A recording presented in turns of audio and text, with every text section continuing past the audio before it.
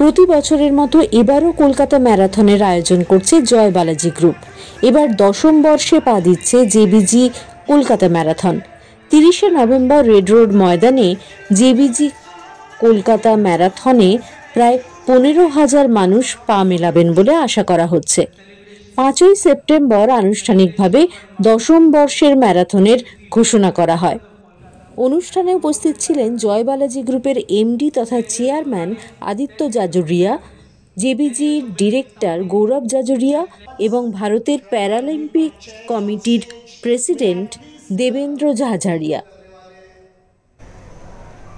आज मैं एक ऐसी जगह आया हूँ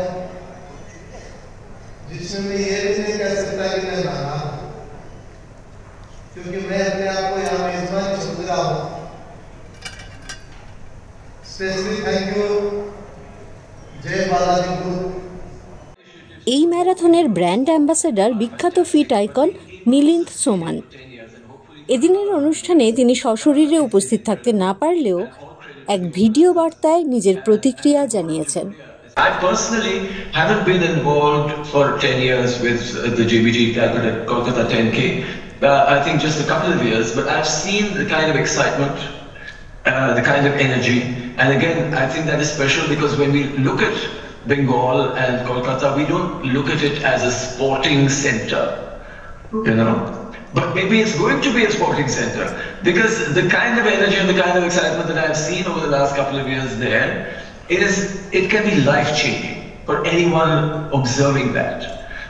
Just watching the people of every kind of background, every shape and size, every age group, you know, coming there and pitting themselves against what they believed they were and finding their new selves and their new purpose. I mean, it is just very, very inspiring.